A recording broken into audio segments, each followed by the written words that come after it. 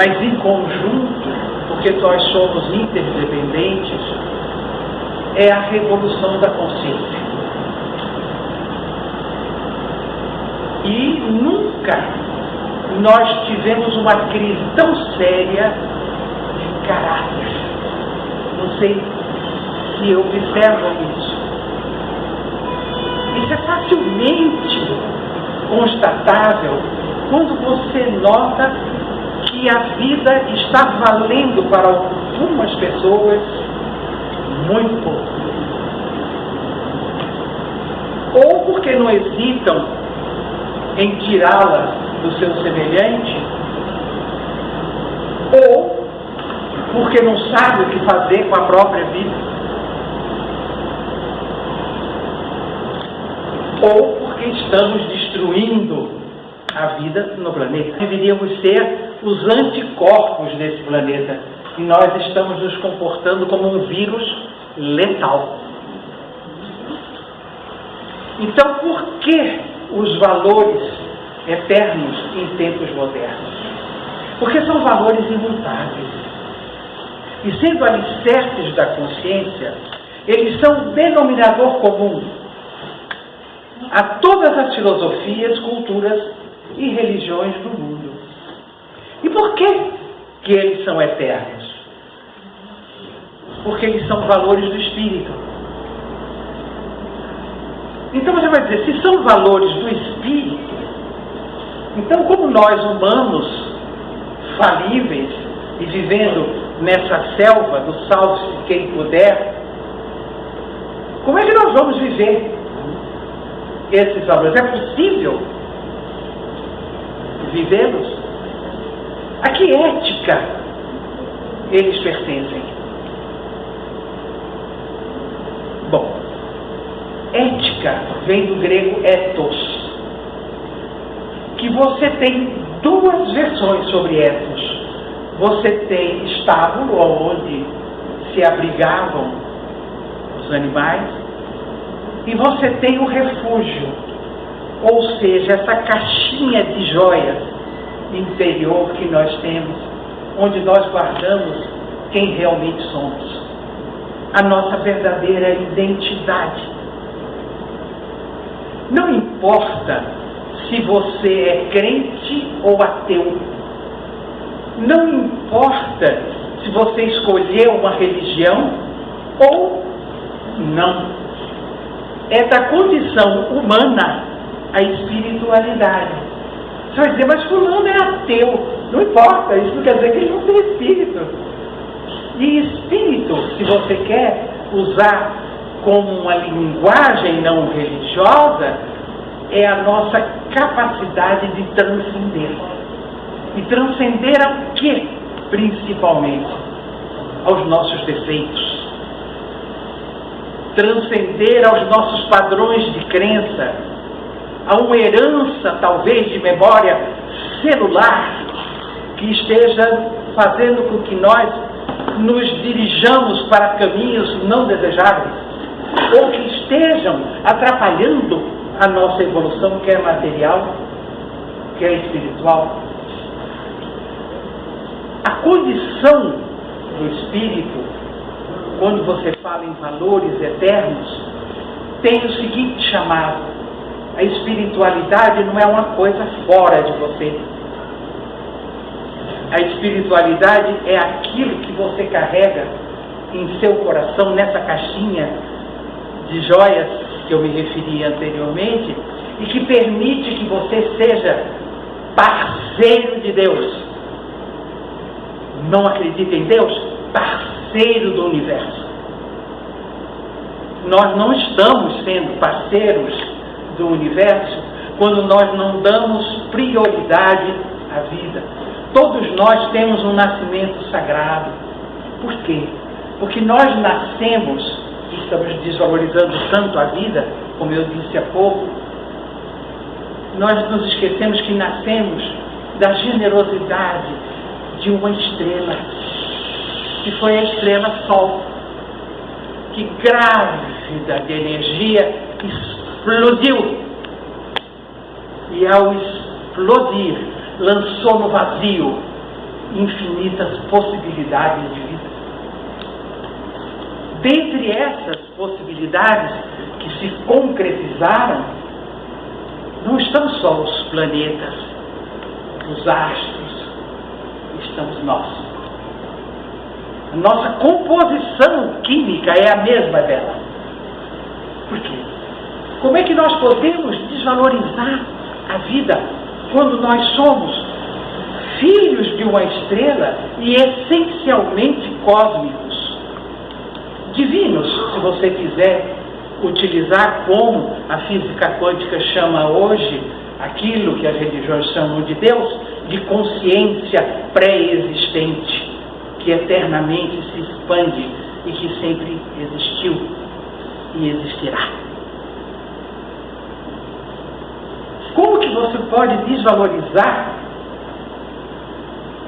a sua vida, o seu sagrado nascimento, como dizia o Buda, que aliás hoje é Vesak, não sei se a maioria sabe do que se trata, se comemora talvez a mais importante data do budismo, que é a ascensão do Senhor Buda.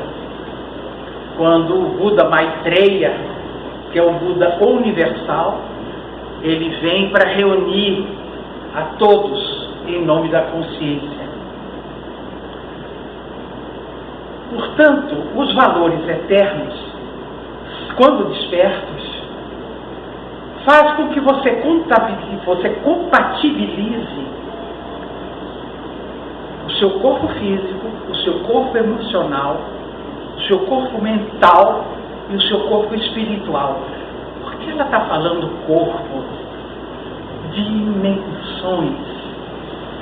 Nós somos seres multidimensionais. E os valores eternos têm a condição de, como um fio, ir construindo comunicações, conexões entre o seu físico, as suas emoções, a sua mente, o seu intelecto e o seu espírito. Esses valores são eternos, como eu disse, porque espirituais. E por que eles, agora, modernos, são tão essenciais?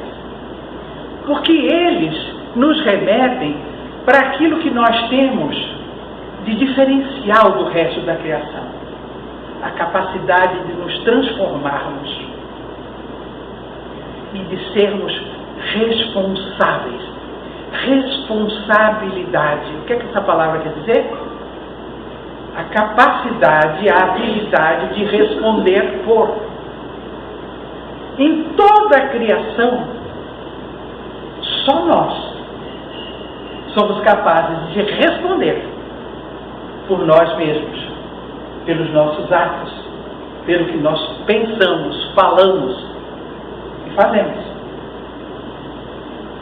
Portanto, nós podemos ser e somos responsáveis.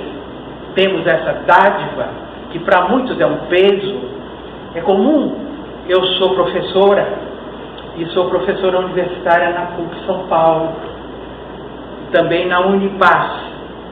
Eu leciono filosofia e ética das religiões, e história e ética das religiões, e também mitologia universal.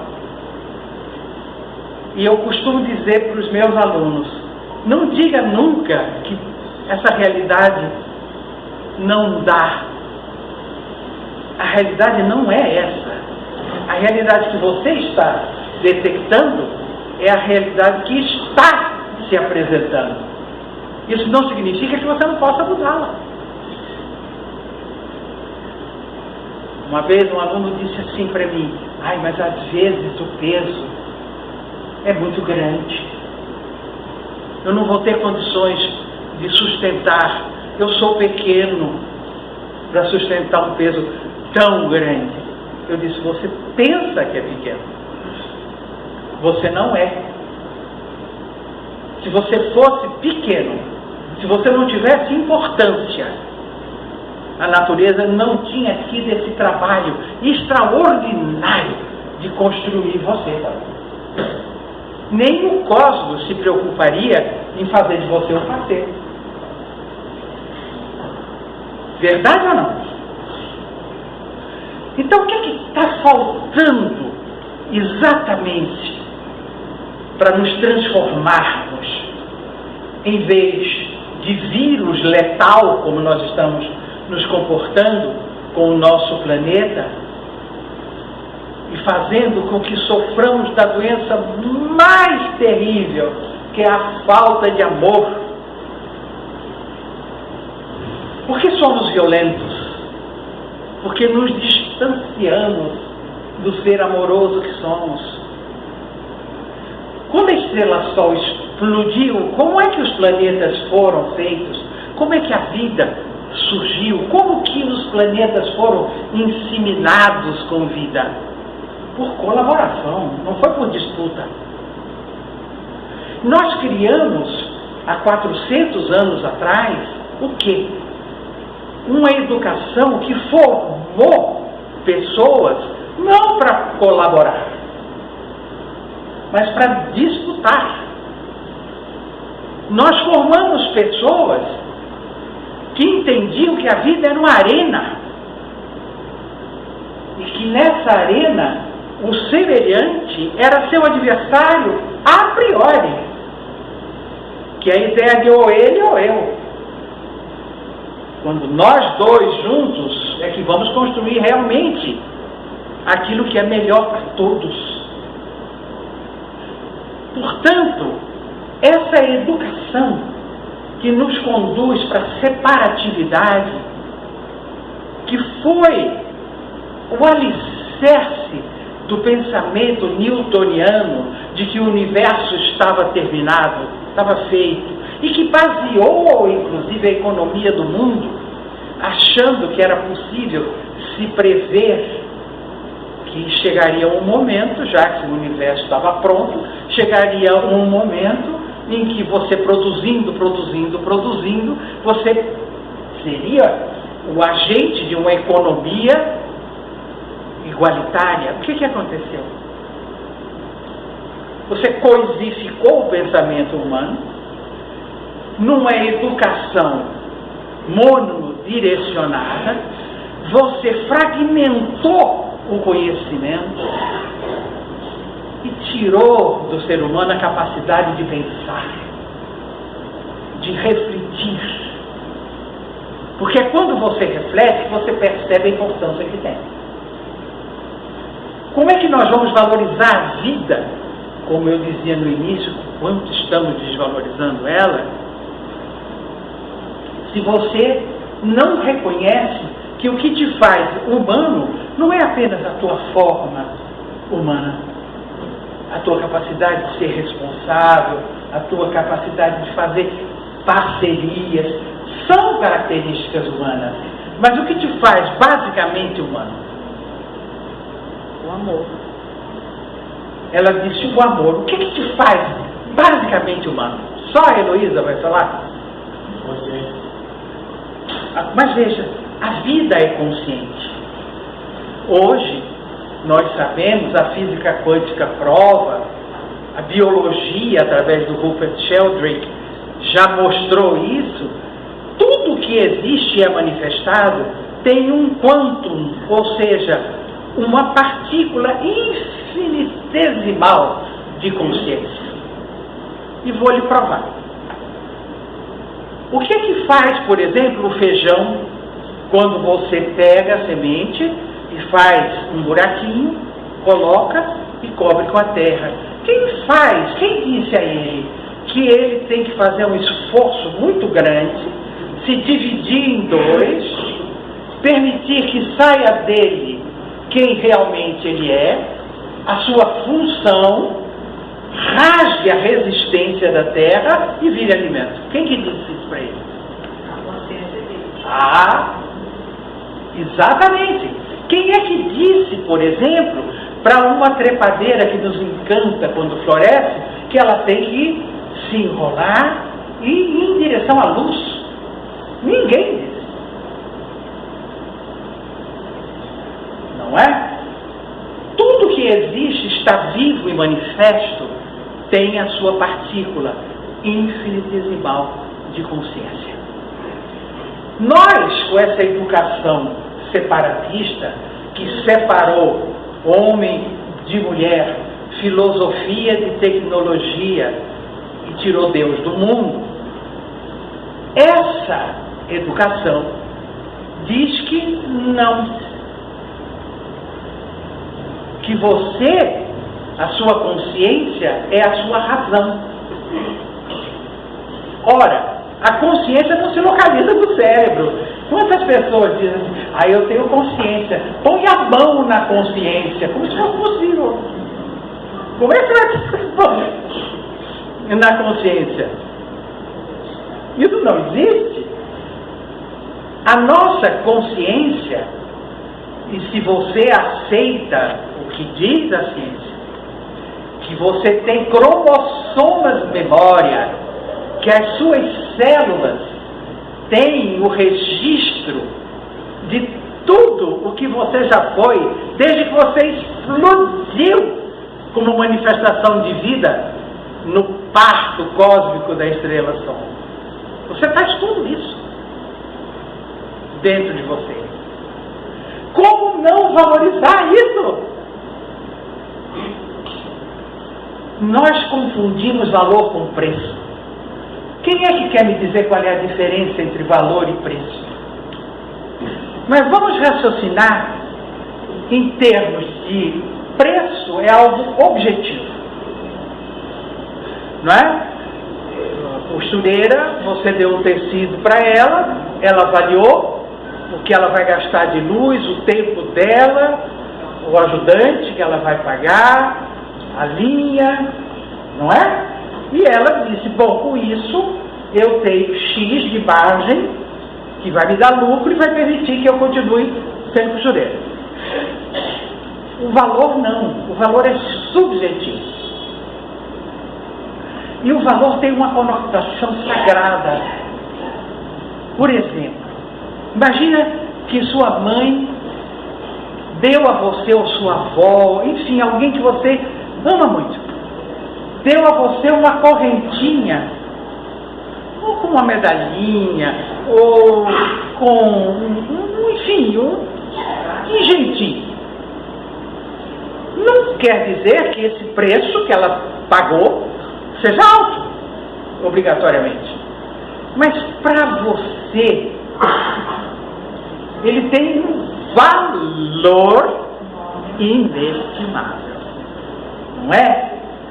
Tanto é que é comum você ver, se você é observador, que quando alguém toca nisso que lhe é tão valorizado, você diz, não mexe, que para mim é sagrado. O que essa pessoa, um instantinho só, por gentileza, está dizendo para mim é sagrado? Para mim isso não tem preço. Então eu acho que é trazer valores eternos como verdade, retidão, amor. Não amor apenas como o afeto, a energia que aproxima cada um de nós, mas como a energia que unifica toda a criação. A paz, não como ausência de guerra, mas a paz como a conquista de um estado interior harmônico. E a não violência, que é a vitória da nossa natureza espiritual sobre a nossa natureza animal. Você vai dizer, mas é humano se enraivecer? Será? Não é a nossa natureza animal que fala mais alto? Porque é humano raciocinar. É humano dizer, espera aí, deixa eu engolir isso. Porque quem está indignado com raiva? Sou quem eu sou? Ou é o meu ego que eu penso que sou? Já tinham pensado nisso? Quem é que fica bravo? Quem é que fica achando que não foi valorizado? É quem você realmente é? Ou quem você pensa que é? É a realidade que é ou é a realidade que está? Não é bom a gente pensar nisso? Você queria falar? Quando você falou sobre valor, né? Exigente, valor inestimável. Não tem preço. Não, aí eu pensei assim comigo, né? Se não é inestimável, não é valor. Também. Porque se é possível estimar, você coloca o preço. Evidente, evidente, é isso mesmo. É igual ao amor incondicional. É claro, quando eu digo inestimável, é porque para aquela pessoa aquilo não tem preço. Você pode oferecer a ela o triplo, quádruplo do valor intrínseco. Ela não vai te vender. Então, quando a gente diz valores universais, é porque eles são igualmente inestimáveis para todos. São inegociáveis. Eles são inerentes à condição humana.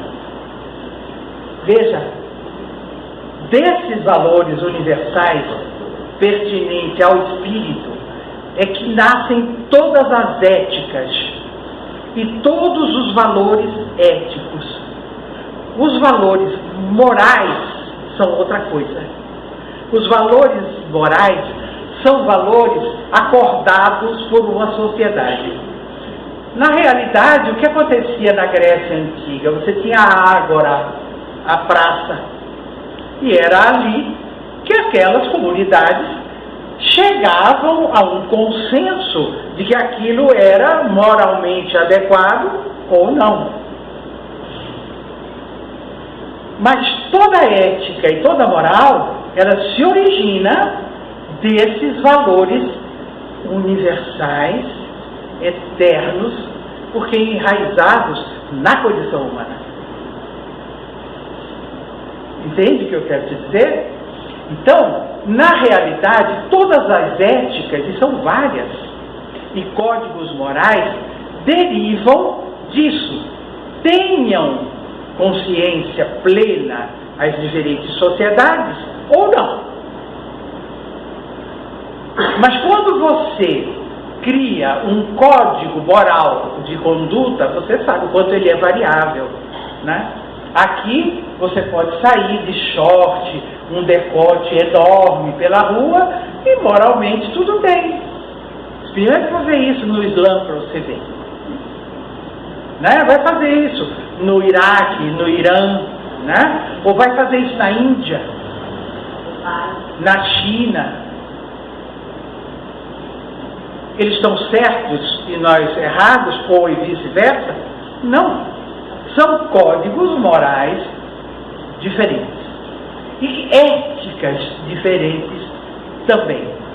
Eu falei da cisão separatista, que é a educação que formou nesses 400 anos gerações, que agora chegou no extremo, na cristalização da separatividade, e portanto que nos convoca de uma maneira evidente. É só mesmo aquele que é muito resistente a enxergar que as transformações são inevitáveis, é que não percebem que nós temos que sair da separatividade para a unidade, não só do conhecimento, mas a unidade que o amor que somos em essência nos convoca para ser exercido, que é você perceber que o outro é você, só que ele tem outra raça, outra forma, outra condição sexual, outra crença, mas ele é humano, como você. Enquanto nós estivermos raciocinando de maneira separatista, ou seja, acreditando pela fragmentação do conhecimento que nada tem a ver com nada, é a especialização que interessa, você se afasta da visão de totalidade. E quando você se afasta da visão de totalidade, dificilmente você tem condição de abrir os braços, o coração e a mente para o seu semelhante. Porque é nós e eles. Nós estamos vendo isso num acirramento mundial, atestado nas redes sociais. E por quê? Porque o medo da transformação é tão grande que eu lhe xingo, eu lhe agrido, eu não tenho rosto. Eu sou invisível, virtualmente existente. Só que não está dando mais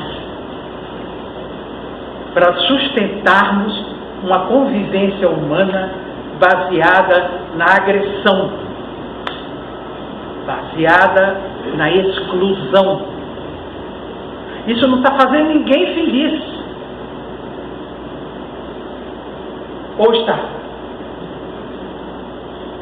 Seguramente que não. Esses valores eternos e as diferentes éticas neles enraizadas, todas elas têm valores que eu chamo de valores de convivência. Por exemplo, um exemplo de valor de convivência. Gentileza. É um valor derivado de quê? De qual valor eterno, espiritual, universal, que eu me referi há pouco? Claro. Porque gentileza não é uma formalidade, isso é polidez. Eu posso ser educada de maneira que eu tenha gestos polidos, que eu fale de maneira polida, mas distante. Eu não estou me envolvendo com ninguém. O que é que cria esse envolvimento? O amor. E a gentileza não é a polidez. A gentileza é a minha capacidade de querer fazer você feliz,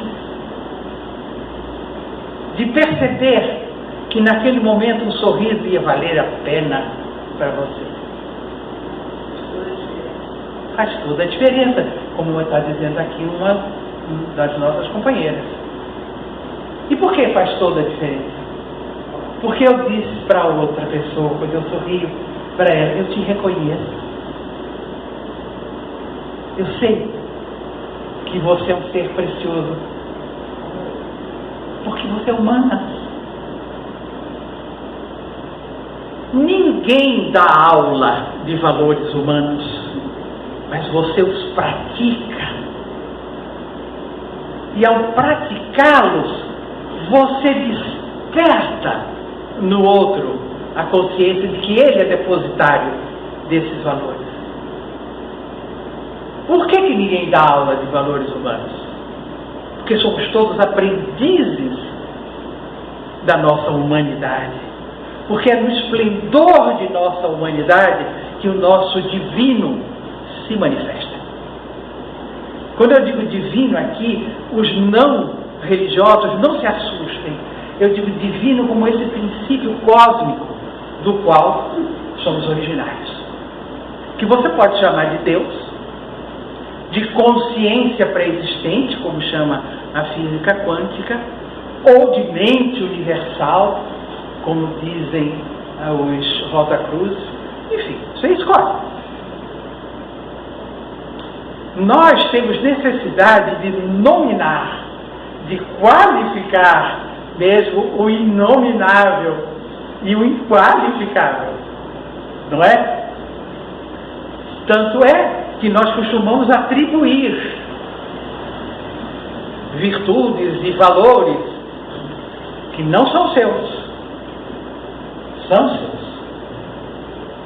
O pai e a mãe não oferecem seus genes para que você nasça?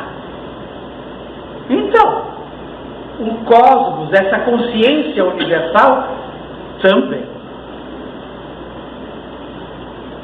Então, quando a gente vê que estamos barateando, malbaratando essa experiência maravilhosa de consciência, que é viver, alguma coisa está muito errada. Nós estamos vivendo numa sociedade doente, extremamente doente.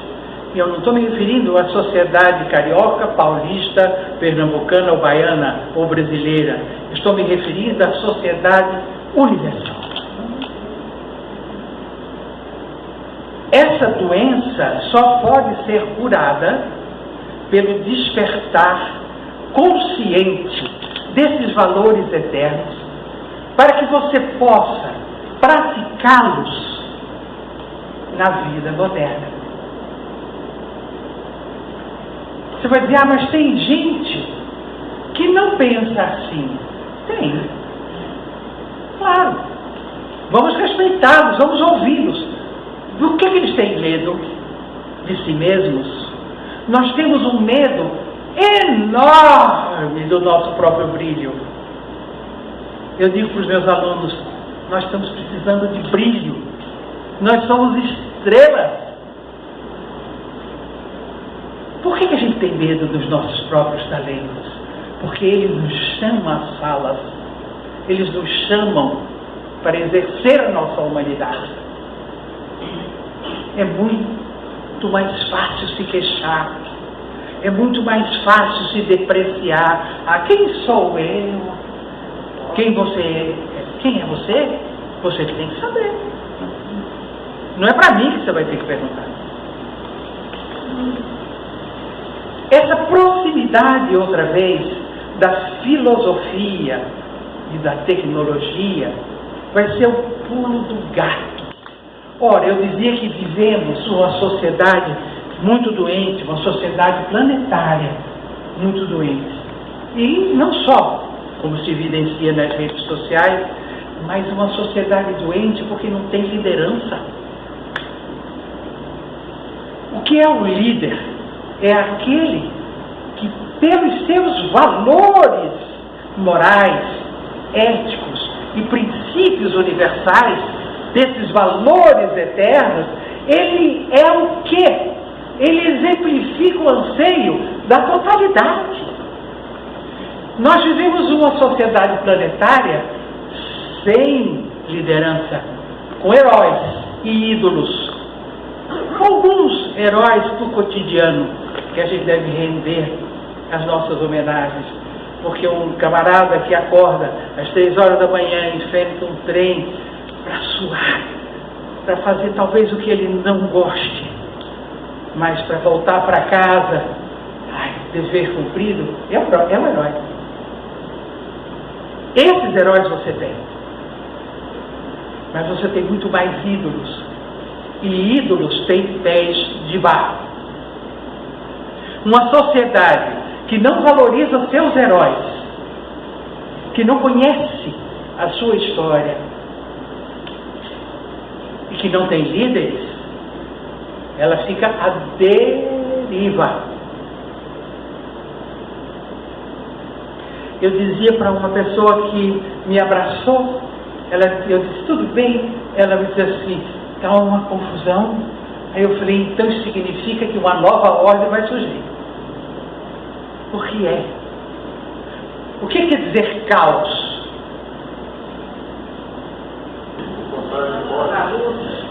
O contrário de cosmos, como ele disse. Mas quer dizer o quê? A ausência de... Então, quando na tua vida particular você acha que está um caos, o que é que teu ser interior está dizendo? Cria uma nova ordem. Do que você tem medo? O medo usa muitas máscaras. Dentre elas, a mentira, a dissimulação, a inveja. A inveja é uma das maneiras mais dissimuladas que o medo encontra para dizer que você não quer reconhecer o seu próprio talento.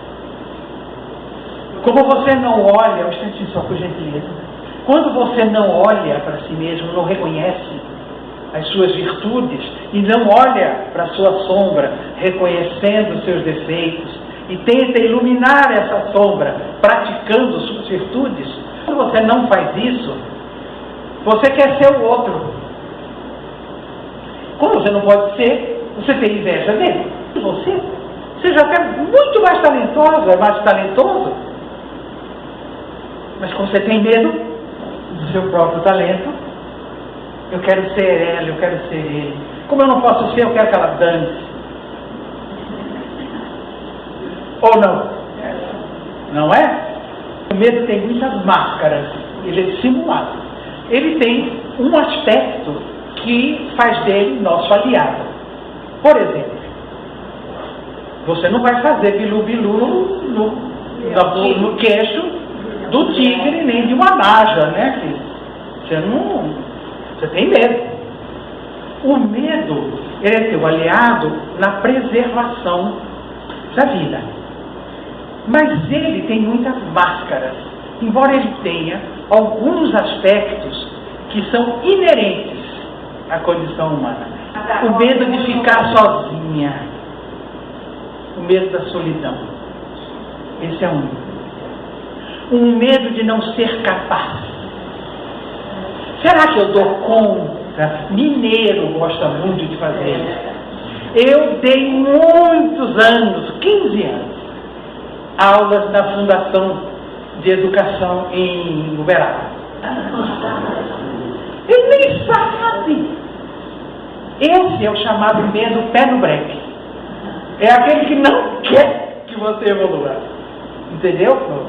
E você tem outro medo terrível, inerente à nossa condição humana. O medo de não ser amado. Medo de não ser aceito. Não é? Isso é inerente. A gente demonstra isso pequenininho já. Principalmente os mamíferos. Não só são os mamíferos humanos. Os mamíferos animais. Eles querem ser aceitos. É da condição do mamífero. Veja o cachorrinho. O gato, mesmo aparentemente diferente, primeiro não dá bola para ele, pra você ver. Ele dá um jeito de se enrodilhar, né? Então, o medo, nas suas máscaras, eles se revelam como a condição humana de preservar uma zona de conforto, que acaba sendo extremamente desconfortável.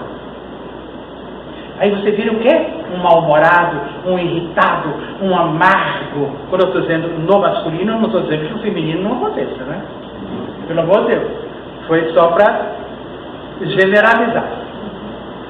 Portanto, é fundamental que nós tenhamos a coragem,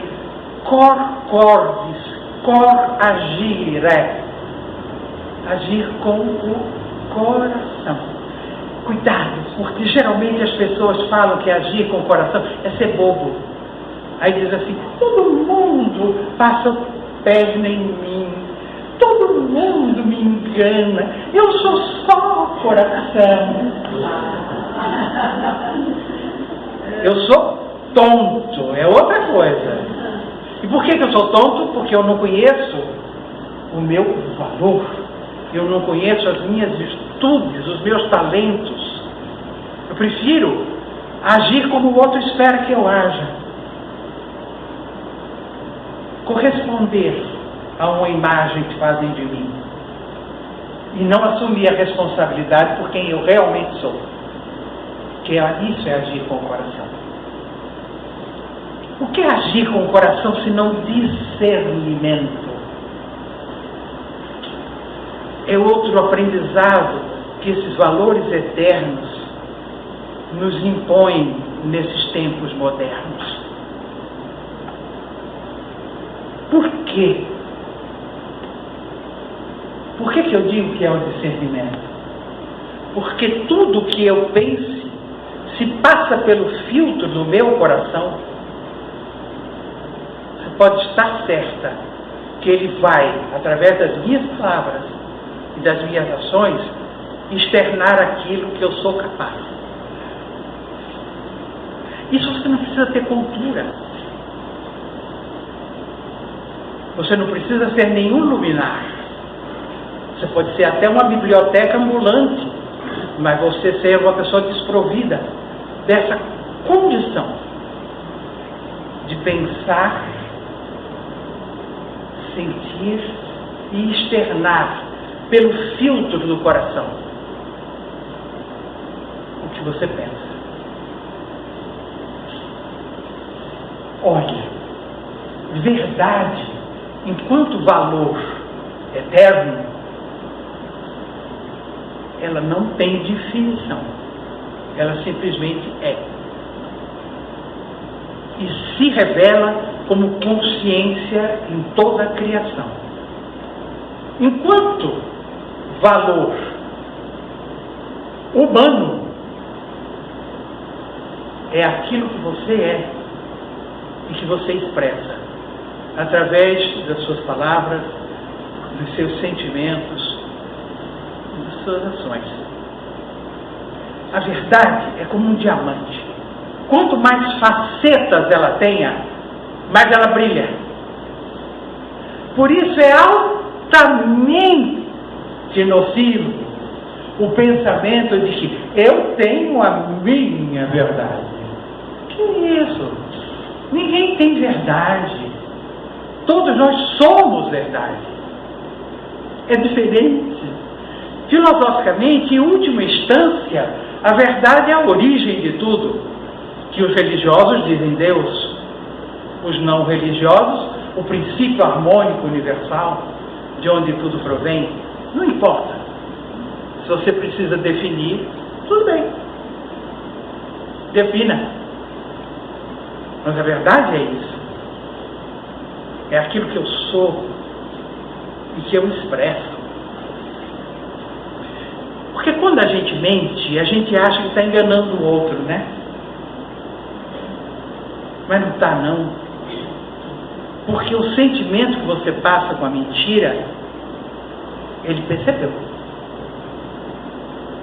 Mais do que tudo, você está mentindo para você. Aí você mentiu para mim, aí depois você sai lá toda mal. Oh, meu Deus do céu, para que eu fiz aquilo? Eu tenho uma amiga que é muito engraçada. Ela disse assim, eu dei uma mentira agora mesmo. Eu falei, bom, tudo bem, agora pede desculpa para quem essa pessoa que você mentiu é. Porque para quem ela estava, ela até engoliu. Mas não é? Ou não? Veja, se você tem os valores objetivos, o que é um valor intrínseco? Começamos a chegar mais perto da vivência humana dos valores eternos, universais, divinos. O que é um valor intrínseco? Vamos dar um exemplo assim, quer ver? Um diamante, como é que ele nasce? Ele nasce escuro, sem brilho nenhum, bruto, não é? Que ele é o quê? Intrinsecamente, o que é que ele é? A maior concentração de carbono que existe no planeta. Então, ele não tem brilho, aparentemente, não é? Muito bem. Aí vai o lapidário. Ele olha para aquela pedra e ele descobre o quê? Diga, querida. Pois é, mas para ele fazer esse brilho vir à tona, ele precisa, não, se ele pegar e não descobrir com a lupa, com aquele olhar treinado dele, né? Qual é o veio dele, o que ele vai fazer? Ele pode estragar completamente a pedra. Por quê? Porque aquela pedra tem um núcleo, que é o que ele é. Está dando para entender a analogia que eu estou querendo fazer? Então, aí o que ele vai fazer? Ele vai começar a lapidar, obedecendo ao quê? A esse princípio que é o princípio que define o brilho que ele terá. O brilhante. Assim somos nós conosco. Você tem que descobrir quem você é. Porque como é que você vai investir numa coisa que você nem desconfia? Ou não? Então, o valor intrínseco de cada um de nós é que somos portadores da centelha e da química dessa estrela generosa que é o Sol. E nós temos uma origem cósmica. Então nós não temos tamanho. Vocês já pensaram nisso?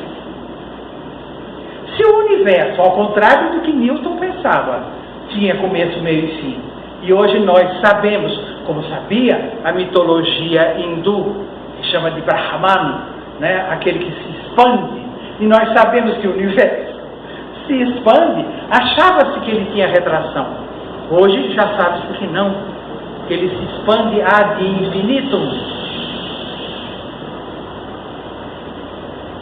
E se nós sabemos que não é um universo, é um multiverso, que não foi um Big Bang, foram vários Big Bang ao mesmo tempo, então isso quer dizer que nós somos seres múltiplos, ou não?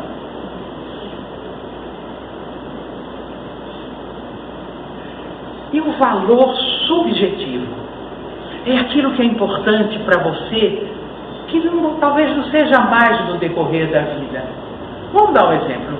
Imagina uma menina que quer ir numa festa porque tem um rapaz que ela achou que lhe interessava, que aquele era gatíssimo e tal. Aí ela quer porque quer um vestido é mais importante para ela do que aquele vestido, ou não?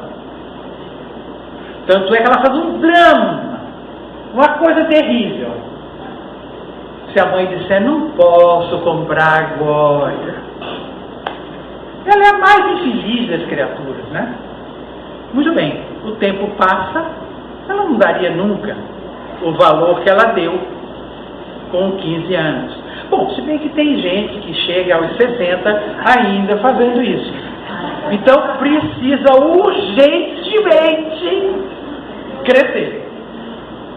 Não é? Então, essa subjetividade do valor é também um caminho que a gente precisa percorrer.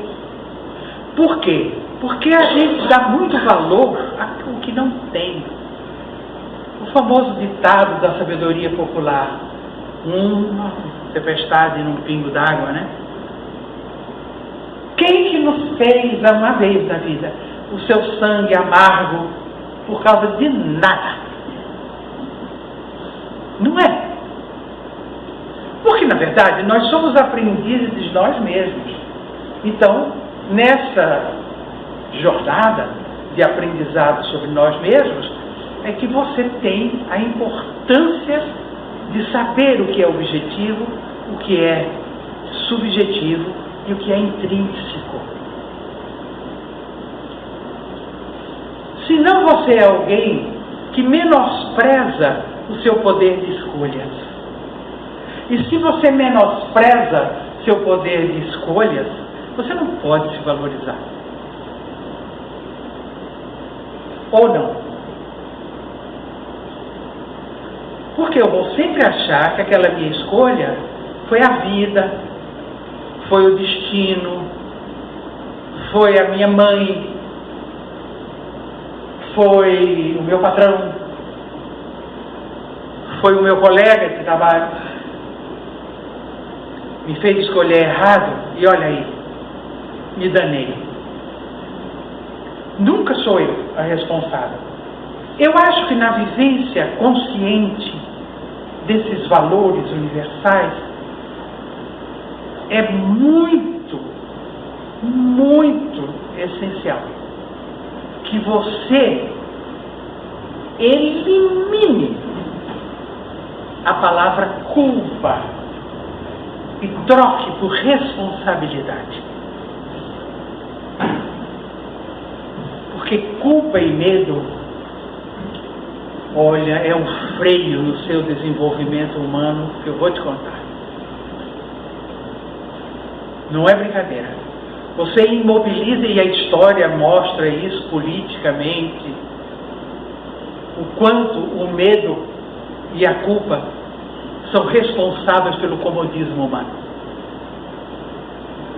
Viver valores humanos e colocar a sua humanidade em prática não é tarefa para os medrosos, é tarefa para os corajosos.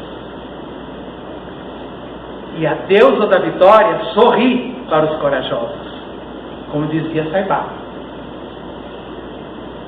E por que será que a deusa da vitória sorri para os corajosos? Vamos pensar nisso? Por quê? Por que será? O medroso consegue ver a vitória, a deusa da vitória, o brilho da vitória? O medroso consegue? Não. Então pronto. E por que ela ia sorrir para ele?